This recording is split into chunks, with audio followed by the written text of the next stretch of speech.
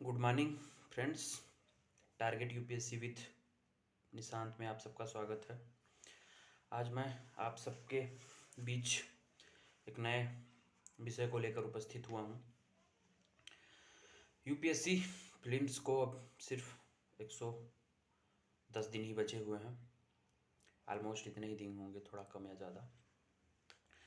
और पीटी की तैयारी करने वाले 2022 के जो अभ्यर्थी होंगे वो सीरियस तैयारी कर रहे होंगे।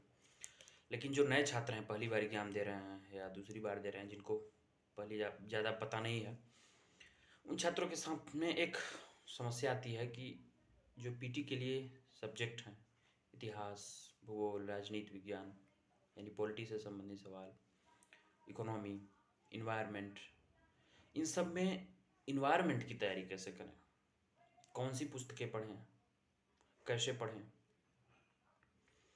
क्योंकि उससे विगत वर्षों में काफ़ी ज़्यादा सवाल बन रहे हैं। और जब से इंडियन फॉरेस्ट सर्विस और इंडियन सिविल सर्विस की कंबाइन एग्ज़ाम प्रोसेस हो गई है, तब से उनसे वेटेज बढ़ गया है। कारण ये है कि इंडियन फॉरेस्ट सर्विस भाई वन सेवा है, तो पर्यावरण और पारिस्थितिकी वन से संबंधित सवाल पूछने चाहिए। तो उसके सवाल पूछने के चक्कर में यूपीएससी ने इन पर बर्डन डाल दिया। खैर, बर्डन नहीं कहेंगे, पर इन्वायरमेंट के सवालों की वेटेज बढ़ा दिया उन्होंने। तो 25 से 30 सवाल इन्वायरमेंट के आ जा रहे हैं प्रीलिम्स में, और 25 से 30 सवाल जो हैं आपके पीटी क्वालिफाई और नहीं क्वालिफाई होने के अंतर को पैदा करेंगे। अगर आपका इन्वायरमेंट वाला सेक्शन मजबूत है और अधिकांश सवाल आपके सही हो जा रहे हैं, तो आपके पीटी में पास होने की संभावना ज़्यादा है। तो आइए हम बात करते हैं कि पीटी के लिए इन्वायरमेंट सेक्शन को कैसे कवर करें। कुछ इसमें इन्वायरमेंट की पीटी के पढ़ते समय आपको मेंस की भी बहुत सारी चीज़ें आपकी तैयार होंगी, क्योंकि उससे भी 3-4 सवाल इन्वायरमेंट के मेंस में GS3 में आते हैं। तो कहाँ से शुरू करें, कैसे पढ़ें, ताकि एक बेहतर समझ विकसित हो इन्वायरमेंट की और सवाल को हल कर पाने की स्थिति में हो। तो अभी तक जितने मेरे मुखर्जी नगर दिल्ली में तैयारी करने वाले मित्र हैं, जिन्होंने मेंस दिया है, कुछ इंटरव्यू भी दे चुके हैं एग्ज़ाम्स के, कुछ पीसीएस में सिलेक्टेड हैं, तो उनकी स्ट्रेटजी जो रही, उन्होंने जिस पुस्तक को फॉलो किया, जो सेलेक्टेड कैंडिडेट हैं जिन्होंने सजेस्ट किया, मैं जो पढ़ता हूँ, उन सब पर एक राय बनाकर मैं आप सबके बीच उपस्थित हुआ हूँ और उस पर बात करूँगा। तो सबसे पहले आपको इन्वायरमेंट की बेसिक जानकारी होनी चाहिए, और बेसिक जानकारी के लिए मैंने अपने पुराने वीडियो में आपको बताया था कि NCERT पढ़िए। तो NCERT जब आप भूगोल की पढ़ेंगे कक्षा 6 से 12 तक, तो कक्षा 6, 7, 8, 9, 10 इनमें इन्वायरमेंट स्पेसिफिक, कक्षा 7 की बुक में इन्वायरमेंट के बारे में बहुत कुछ अच्छे से बताया गया है। और स्पेसिफिक 10वीं तक जो आप पढ़ेंगे इन्वायरमेंट के जो स्पेसिफिक चैप्टर हैं, उनसे आप बेसिक समझ ले सकते हैं कि क्या है पर्यावरण। जब आप वहाँ से बेसिक समझ ले लेंगे, तो आप 11th-12th की फिर ज्योग्राफी पढ़ेंगे, वहाँ थोड़ी सी उस बेसिक से थोड़ा सा और ज़्यादा नॉलेज आपको मिलेगी कुछ स्पेसिफिक चैप्टर में, लेकिन वो अल्प नॉलेज है। इसके बाद अब आप किसी और बुक की ओर रुख करेंगे, तो NCERT में ही एक पुस्तक आती है साइंस की, कक्षा 11 की, उसमें पर्यावरण रसायन नाम का एक चैप्टर है। केमिस्ट्री की NCERT की 11th की, और एक 12वीं की बुक आती है, नई NCERT ही है ये सब, बायोलॉजी की। उसके कुछ चैप्टर हैं जो आपकी इन्वायरमेंट के लिए यूपीएससी के इन्वायरमेंट के सेक्शन को कवर करते हैं, जिसकी बुक मैं आपको दिखा देता हूँ। मैंने जीराक्स ले लिया था यहाँ, पर्यावरण एवं पारिस्थितिकी के, जिसके कुछ चैप्टर हैं। ये चैप्टर हैं पर्यावरणीय रसायन, 11वीं से है, 12वीं से है जीव और समष्टियाँ। एक अध्याय 14 है वहाँ उसका, जिसमें पारितंत्र है। फिर 15वें अध्याय में जैव विविधता एवं संरक्षण है और पर्यावरण के मुद्दे हैं। 4-5 अध्याय हैं उसमें से। इसको आप पढ़ सकते हैं 11th-12th की, और 6 से 12 तक की NCERT भूगोल की पढ़ने के बाद आप इसका जीरोक्स आपको मार्केट में मिल जाएगा, अगर आप अच्छे शहर में हैं तो। नहीं तो आप के पास अगर पुस्तक है तो उसके स्पेसिफिक चैप्टर आप पढ़ सकते हैं। इसके बाद कोर बुक पर हम आएंगे। तो कोर बुक पर आपको हिंदी माध्यम में एक ही बुक जो अब तक विश्वसनीय है और काफ़ी पढ़ी जा रही है। इंग्लिश में तो शंकर आईएएस की पुस्तक उपलब्ध है, और Shankar IAS holistic coverage provide करती है इन्वायरमेंट के लिए। लेकिन हिंदी में बहुत सारी पुस्तकें हैं और उपलब्ध पढ़ी भी जाती हैं छात्रों द्वारा, लेकिन उतनी विश्वसनीय नहीं है या उतना होलिस्टिक कवरेज नहीं है उनकी। तो ये जो पुस्तक जिसकी मैं बात करूँगा वो काफ़ी चर्चित है और शंकर आईएएस की समकक्ष है। ये पुस्तक है दृष्टि, द विजन की क्विक बुक है, पर्यावरण और पारिस्थितिकी का। काफ़ी बहुत मोटी किताब नहीं है, पतली ही है, आसानी से 8-10 दिन में इसको आप 10 दिन में पढ़ सकते हैं।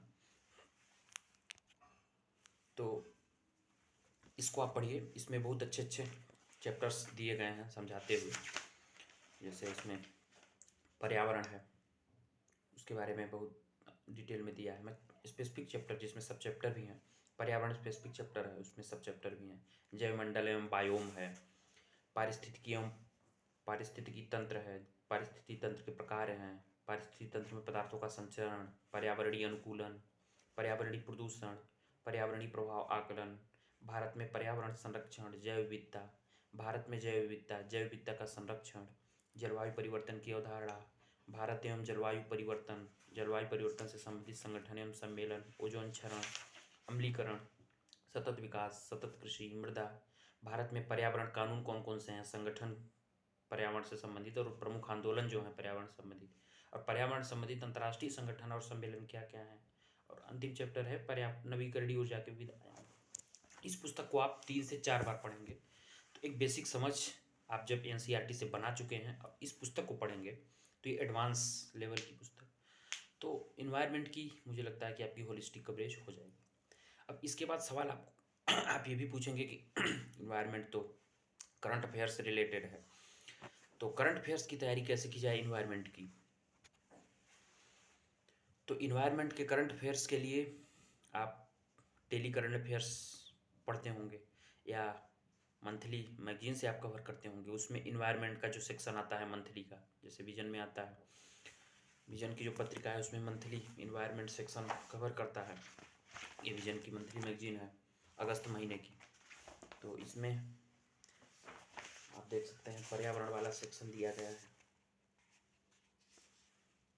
पर्यावरण का सेक्शन जो है उसे आप कवर कर सकते हैं। इसमें दिया है आईपीसीसी की 6ठी आकलन रिपोर्ट, भूमि का निम्नीकरण, मॉन्ट्रियल प्रोटोकॉल में किए गए किगाली संशोधन, एकल उपयोग वाली प्लास्टिक, जैव चिकित्सा अपशिष्ट,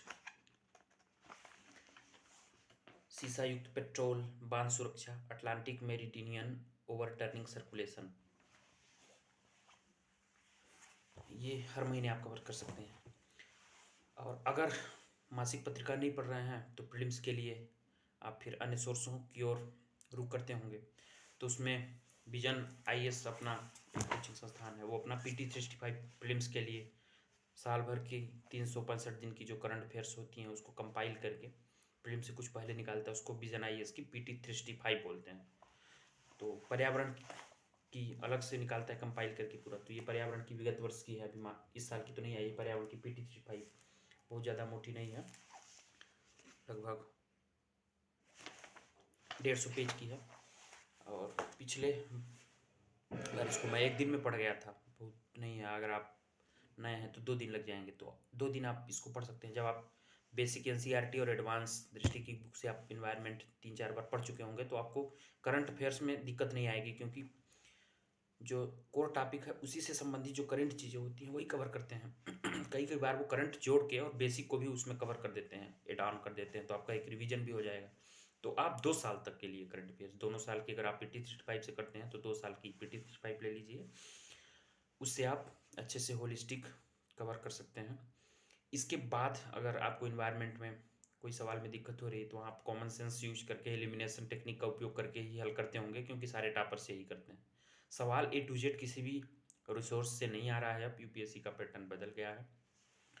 मैंने पिछले वर्ष एक पुस्तक ओनली आईएएस की उड़ान से भी कवर किया था, लेकिन अगर दृष्टि की कुछ बुक आप पढ़े हुए हैं तो उसी को संक्षिप्त में कंपाइल किया है, कुछ नहीं है ज़्यादा।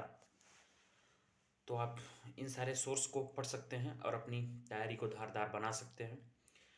इन्वायरमेंट के बिना सिलेक्शन आपका नामुमकिन तो नहीं है, लेकिन असंभव जरूर है।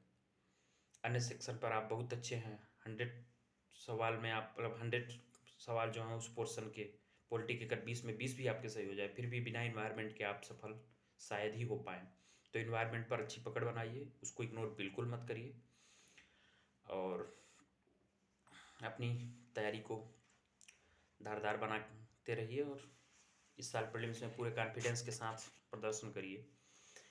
मेरी शुभकामनाओं सहित इस वीडियो में इतना ही। धन्यवाद।